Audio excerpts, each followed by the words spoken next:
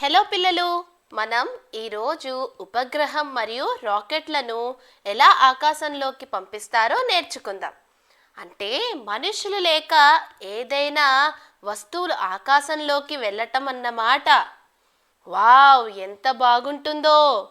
ఉపగ్రహంతో మొదలు పెడదాం. ఉపగ్రహం అంటే శాటిలైట్. అంటే ఏమిటి?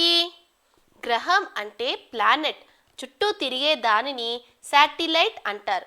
ఈ శాటిలైట్లలో కొన్ని సహజమైనవి, కొన్ని మనుషులచే తయారు చేయబడినవి ఉంటాయి.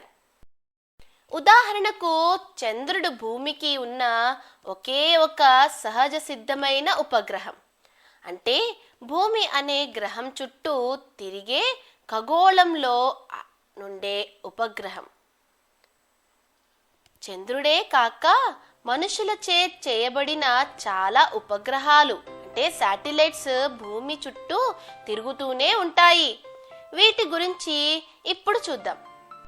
మనుషులచే తయారైన అంటే కృత్రిమ ఉపగ్రహాల వలన మనకు చాలా లాభాలున్నాయి. ఈ వీడియో చూడండి. ఈ ఉపగ్రహం ఆకాశంలో ఉంది. భూమిపైనున్న ఒక దూరదర్శన్ సమాచార కేంద్రం అనుకోండి. దాని నుంచి ఆకాశంలోని శాటిలైట్కి సంకేతాలు పంపిస్తారు. అవి మళ్ళీ భూమిపైన ఇతర భాగాలలో అందరూ టీవీలో చూడగలుగుతారు. ఇది మన స్పీడ్ పోస్ట్ లా చాలా వేగంగా చేసే సేవ లాంటిది. వీటిని కమ్యూనికేషన్ శాటిలైట్స్ అంటారు. వీటి ద్వారా దూరదర్శన్, టెలివిజన్ పరిసరాల భూమిపైన ఎక్కడైనా చూడవచ్చును. మన సెల్ ఫోన్ సంకేతాలు అందని దూరంగా ఉండే మిలిటరీ ఉండే పర్వత ప్రాంతాలలో నుంచి మాట్లాడటానికి ఇవి ఉపయోగపడతాయి.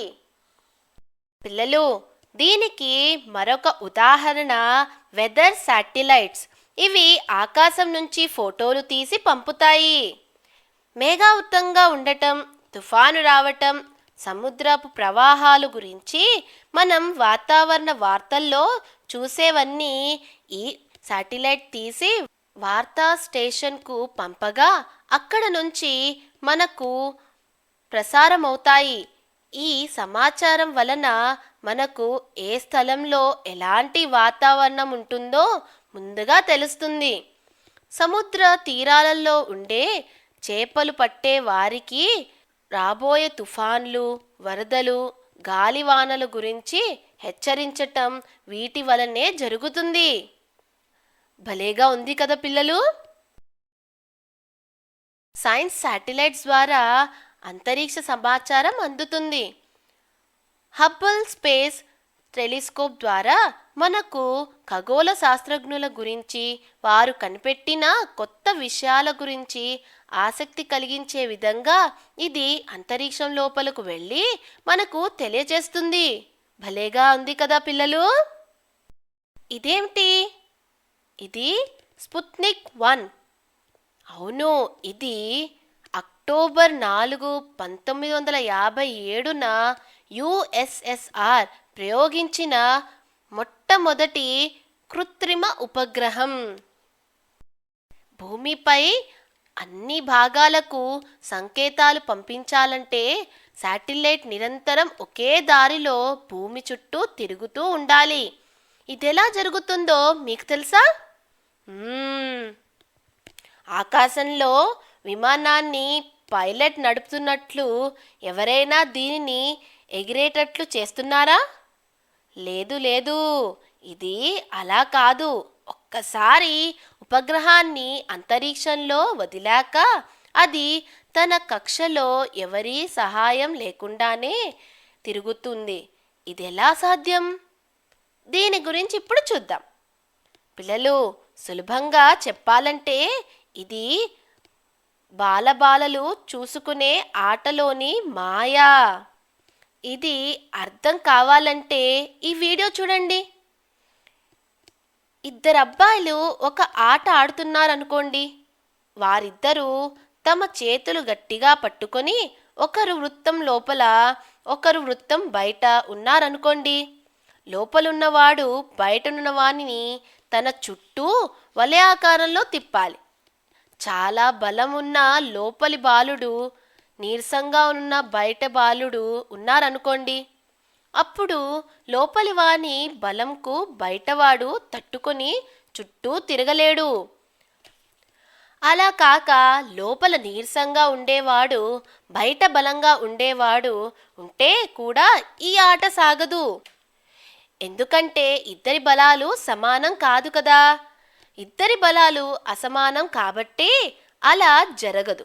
ఇప్పుడు ఇద్దరబ్బాయిలు సమాన బలం గలవారు. ఇలా చేస్తే బయటనున్న అబ్బాయిని లోపలున్న అబ్బాయిని తన చుట్టూ తిరిగేటట్లు చేయగలడు. అయితే ఎందుకు వృత్తాకారంలోనే తిరగాలి? ఎందుకు ఒక సరళ రేఖలో తిరగకూడదు అని మీరు అనుకుంటున్నారా? ఇలాగే ఎందుకైందంటే లోపలున్న అబ్బాయి బయట ఉన్న అబ్బాయిని బలంగా తన వైపు లాగుతాడు. అలాగే బయటనున్న అబ్బాయి తిన్నగా వెళ్ళాలని ప్రయత్నిస్తూ ఉంటాడు కదా. లోపలి అబ్బాయి లాగానే ఆ ఫోర్స్ వలన బయటి అబ్బాయి కొంచెం ప్రక్కకు వస్తాడు. కానీ మళ్ళీ తిన్నగా వెళ్ళాలని ప్రయత్నిస్తాడు. దాంతో లోపలి అబ్బాయి ఇంకా లోపలికి లాగుతాడు. ఇలా క్రమంగా జరగటం వలన బయటి అబ్బాయి వృత్తాకారంలో తిరగాల్సి వస్తుంది. ఇలానే ఉపగ్రహం గ్రహం చుట్టూ తిరుగుతుంది.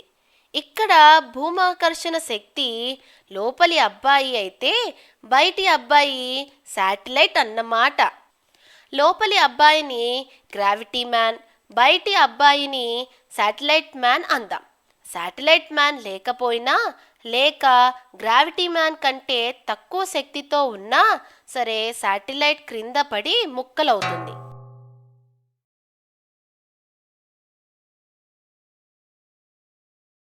గ్రావిటీ మ్యాన్ లేకపోతే లేక తక్కువ శక్తితో ఉండే శాటిలైట్ అలా ఆకాశంలో ఎగురుతూనే ఉంటుంది. కానీ భూమి చుట్టూ వలయాకారంలోనే తిరగదు. కాబట్టి ఈ ఇద్దరి మధ్య బలం సమానంగా ఉంటే అప్పుడు శాటిలైట్ తిన్నగా వెళ్తుంది. దానిని గ్రావిటీ అంటే భూమధ్యాకర్షణ శక్తి లాగటం వలన కొంచెం వంగుతుంది, కానీ మళ్ళీ తిన్నగానే వెళ్తుంది. ఇలా పదే పదే జరగటం వలన శాటిలైట్ భూమి చుట్టూ వలయాకారంలో తిరుగుతుంది. ఇది ఇలా ఇద్దరు పిల్లల మధ్య బాలల పోటీలా ఉంటుంది. చివరకు శాటిలైట్ అలా తిరుగుతూ భూమిపైకి సంకేతాలు పంపుతుంది.